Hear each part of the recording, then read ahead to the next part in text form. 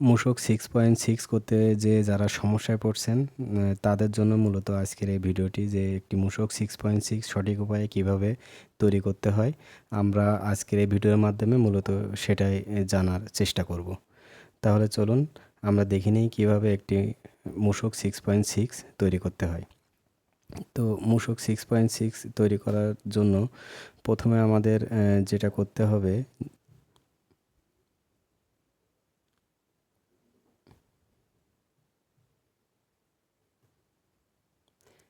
এখানে যে name of withholding entity আছে, আমাদের এই নেম অফ উইথহোল্ডিং এন্টিটি এখানে আমাদের কোম্পানির নামটা বসাইতে হবে।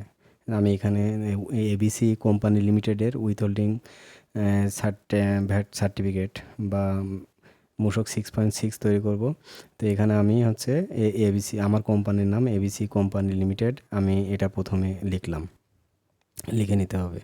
তারপর অ্যাড্রেস অফ উইথহোল্ডিং এন্টিটি, মানে উৎস করকর্তনকারী যে সত্তা, তার যে রেজিস্টার্ড অ্যাড্রেস, সেই রেজিস্টার্ড অ্যাড্রেসটা এখানে আমাদের লিখতে হবে। তো আমার এখানে এবিসি লিমিটেড কোম্পানির রেজিস্টার্ড অ্যাড্রেস ধরে নিলাম যে গাজীপুর। তো এখানে অ্যাড্রেসটা আমার লিখে নিতে হবে। তারপর পরের স্টেপ হচ্ছে যে বিন অফ উইথহোল্ডিং এন্টিটি ইফ রিকোয়ারিড।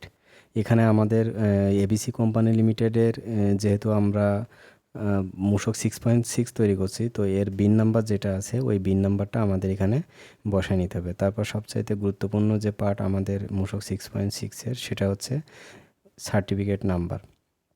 তো এখানে সার্টিফিকেট নাম্বারটা আপনারা 1 2 3 সিরিয়াল এভাবেও দিতে পারেন, বা আমি যেমনটা এখানে দিয়ে থাকি যে প্রথমে ভিডিএস কোম্পানির নাম দিয়ে, তারপরে হচ্ছে ভিডিএস, তারপরে হচ্ছে কোন মাসে ভিডিএসটা কাটছি এবং সাল, আর ভিডিএস নাম্বার, এই কয়টা জিনিস দিয়ে সিরিয়াল অনুযায়ী মূলত এ করা হয়। তারপর আছে ইস্যুইং ডেট, এটাও একটি গুরুত্বপূর্ণ অংশ।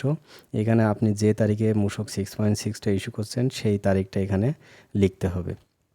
তো বর্তমান নিয়ম অনুযায়ী যে বলা হয়েছে যে রিটার্ন সাবমিটের 3 কর্মদিবসের ভিতরে এই সার্টিফিকেটটা ইস্যু করতে হবে। তো আপনি যদি ট্রেজারি চালানের মাধ্যমে টাকা জমা দেন, তাহলে সেক্ষেত্রে আপনি যে তারিখে ট্রেজারি চালান দিচ্ছেন ওই তারিখে বা তার 3 দিনের ভিতরে এই মূসক 6.6টা হচ্ছে তৈরি ডেটটা দিতে পারেন।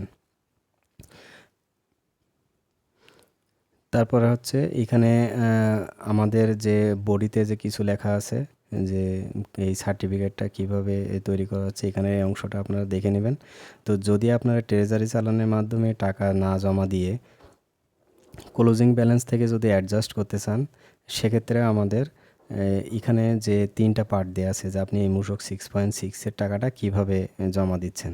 তো এখানে দেখবেন যে হচ্ছে 3টা আলাদা আলাদা অবলিক দিয়ে আর কি দেয়া আছে যে বুক ট্রান্সফার, ইনক্রিজিং অ্যাডজাস্টমেন্ট বা ট্রেজারি চালান, এই চালানের মাধ্যমে জমা দিচ্ছেন। তো আমরা যদি এ চালানের মাধ্যমে জমা দেই তাহলে এই চালানটা বোল্ড করে দেবো, আর যদি ইনক্রিজিং অ্যাডজাস্টমেন্টের মাধ্যমে করি সেক্ষেত্রে আমরা ইনক্রিজিং অ্যাডজাস্টমেন্টটা বোল্ড করে দেবো। তারপরের যে মূল পার্টটা আমাদের এখানে, সেটা হচ্ছে প্রথমে আছে সিরিয়াল নাম্বার, তারপর আছে সাপ্লায়ার। তো যার কাছ থেকে আমি বিডিএসের টাকাটা কাটছি, মানে উৎসকর্তন করছি, যাকে আমি সার্টিফিকেটটা প্রোভাইড করব, সাপ্লায়ারের নেমের এখানে ওই কোম্পানির নামটা এখানে লিখতে হবে। তো আমি ধরে নিলাম যে টিএনটি কোম্পানি লিমিটেড আমার সাপ্লায়ার, তার আমি ভিডিএস সার্টিফিকেটটা ইস্যু করব। তো প্রথমে আমি যে কোম্পানিরই ভিডিএস সার্টিফিকেটটা ইস্যু করব তার নামটা আমি এই নেমের ঘরে লিখে নেব।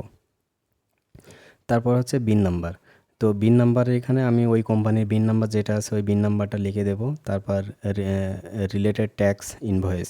এখানে ট্যাক্স ইনভয়েস বলতে আমরা যে মূসক 6.6-এর মাধ্যমে পণ্যটা গ্রহণ করেছিলাম, মানে যে 6.3-র এগেনস্টে আমরা এই মূসক 6.6টা ইস্যু করব, তার যে নাম্বারটা দেয়া আছে, এটা অবশ্যই সাপ্লায়ারের কাছ থেকে যে মূসক 6.3 পেয়েছিলাম ওইটার। তো তার নাম্বার আর তার ইস্যু ডেট, মানে ওই 6.3-তে যে ডেটটা থাকবে ওই ডেটটা এখানে বসাইতে হবে। তো এটা আমি বসাই নিলাম। তারপরের ধাপ হচ্ছে টোটাল ভ্যালু অফ সাপ্লাই।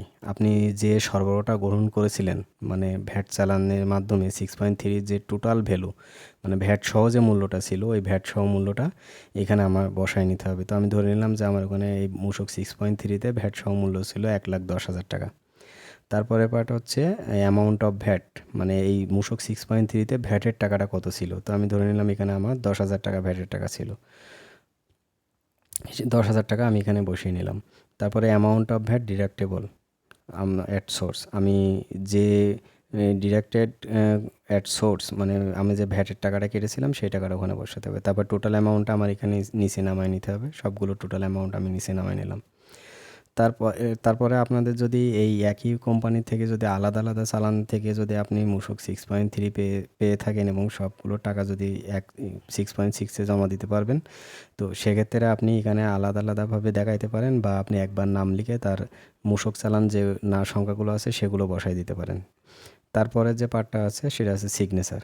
তো আপনি এখানে একটা সিগনেচার করে পিএনজি ইমেজ আকারে রাখতে পারেন, রেখে এখানে বসাই দিতে পারেন, আর কোম্পানির যে সিলটা সেটা বসাই দেবেন। তারপর আপনার নাম আর কোম্পানির নাম এগুলো এখানে লিখে দেবেন। আর আপনি যে যদি চালান ইন চালানের মাধ্যমে জমা দিয়ে থাকেন, সেক্ষেত্রে চালানটা যে অ্যাটাচমেন্ট করবেন সেটাও এখানে দিতে পারেন। তারপরে এক্সেল ফাইলটা আপনি পিডিএফ আকারে সেভ করে নিতে পারেন। তো এভাবেই মূলত একটি মূসক 6.6 তৈরি করতে হয়। আশা করি আপনারা সবাই বুঝতে পেরেছেন। আর যদি আপনাদের কোথাও কোনো বুঝতে সমস্যা হয়ে থাকে তাহলে অবশ্যই কমেন্টস করে জানাবেন। আর আপনারা কোন বিষয়ে নতুন ভিডিও পেতে চান সেটাও অবশ্যই কমেন্টস করে জানাবেন।